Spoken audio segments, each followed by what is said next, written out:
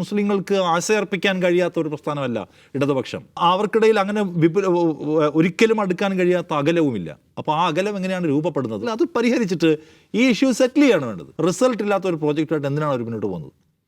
അവർ നിലമ്പൂരിൽ പറഞ്ഞു, പാലക്കാട് പറഞ്ഞു, തദ്ദേശത്തിൽ പറഞ്ഞു, ലോക്സഭയിൽ പറഞ്ഞു, ഒരു ഇമ്പാക്റ്റും ഉണ്ടായിട്ടില്ല. അപ്പോൾ ഇമ്പാക്റ്റ് ഇല്ലാത്ത, റിസൾട്ട് ഇല്ലാത്ത ഒരു പ്രോജക്റ്റും ഒരു സ്ലോഗനും ഒരു അജണ്ടയുമായിട്ട് എന്തിനാണ് പോകുന്നതെന്നുള്ള ആശയക്കുഴപ്പം ഇവിടെ നിൽക്കുന്നുണ്ട്. അത് വിശദീകരിക്കാൻ CPM പറ്റണം. വീണ്ടും ഞാൻ പറഞ്ഞത് CPM പ്രശ്നങ്ങളുണ്ട്.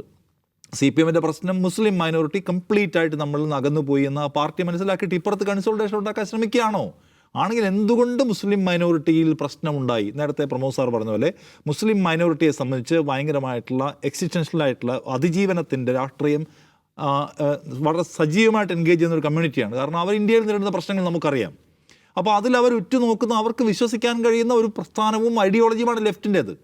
ഇന്ന് നോക്കൂ, പിണറായി വിജയൻ വാർത്താ സമ്മേളനം നടത്തും. 5 മണിക്ക് അദ്ദേഹത്തിൻ്റെ വാർത്താ സമ്മേളനം നടക്കുകയാണ്. അത് ആദ്യം സംസാരിക്കുന്നത് വെനസ്വേലയിൽ അമേരിക്ക നടത്തിയിട്ടുള്ള ഇടപെടലിനെ കുറിച്ചാണ്.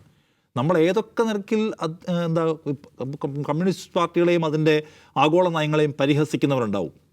പക്ഷേ ഉമർ ഖാലിദിൻ്റെ പ്രശ്നത്തിൽ സംസാരിച്ചവരെ ഒരു പാർട്ടി, അല്ലെങ്കിൽ വെനസ്വേലയിൽ അമേരിക്ക നടത്തുന്ന ഇൻവേഷനെ കുറിച്ച് സംസാരിക്കാൻ ഒരു മുഖ്യമന്ത്രി വാർത്താ സമ്മേളനം വിളിക്കുകയാണ് കേരളത്തിലെ. വേറെ തന്നെ ഇന്ത്യയിലെ പ്രധാനപ്പെട്ട പൊളിറ്റീഷ്യൻ സംസാരിക്കുന്ന നമ്മൾ കേട്ടോ. ഇന്നത്തെ വാർത്താ സമ്മേളനത്തിൽ ആദ്യത്തെ പരാമർശം വെനസ്വേലയെക്കുറിച്ചാണ്. അപ്പോൾ ഇടതുപക്ഷം അതിൻ്റെ അടിസ്ഥാന നയരേഖയിൽ മുന്നോട്ട് വെച്ചിട്ടുള്ള ആശയങ്ങളെന്ന് വെച്ചാൽ ഇന്ത്യയിലെ പീഡിതരായിട്ടുള്ള, ബാക്ക്വേർഡ് ആയിട്ടുള്ള, ന്യൂനപക്ഷമായിട്ടുള്ള മനുഷ്യന്മാർക്ക് പ്രത്യാശ അർപ്പിക്കാൻ കഴിയുന്നതാണ് സുനിശ്ചിതം. അതതിൻ്റെ ശരിയായ വഴിയിലാണ് പോവുകയും നിൽക്കുകയും ചെയ്യുന്നതെങ്കിൽ.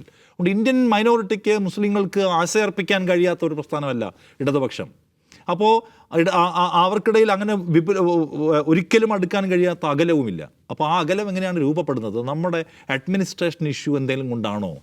നമ്മൾ ഈ പോലീസിനെ RSSൻ്റെ ആലയിൽ കൊണ്ട് കെട്ടിയിട്ടുണ്ടായിട്ടുള്ള പ്രശ്നമാണോ? ഉണ്ടെങ്കിൽ അത് പരിഹരിച്ചിട്ട് ഈ ഇഷ്യൂ സെറ്റിൽ ചെയ്യാണ് വേണ്ടത്. അതല്ലാതെ ഞങ്ങളുടെ പോലീസ് RSSലാണ്, ഞങ്ങളുടെ നയങ്ങൾ പലതും കുഴപ്പത്തിലാണ്, അതുകൊണ്ട് തന്നെ മൈനോറിറ്റി പോയിരിക്കുന്നു, മൈനോറിറ്റി പോയാലും വേണ്ടില്ല, ഞങ്ങൾക്ക് ഇത് സെറ്റിൽ ചെയ്യാൻ പറ്റില്ല എന്ന നിർബന്ധ ബുദ്ധി എവിടെ നിന്ന് വന്നാണ്? അങ്ങനെ സെറ്റിൽ ചെയ്യാവുന്നേ ഉള്ളൂ. എന്താണ് ഇടതുപക്ഷം എന്ന് പറഞ്ഞ ആശയം? അവരെന്തോ ഒരു കാലത്ത് നന്നാവാത്ത കുഴപ്പക്കാരായതുകൊണ്ടാണോ ലെഫ്റ്റുമായിട്ട് തെറ്റിയത്? ജമാഅത്തെ ഇസ്ലാമിയായിട്ട് അകലം ഉണ്ടായത്, മുസ്ലിം സംഘടനകളുമായി അകലം ഉണ്ടായത് എങ്ങനെയാണ്?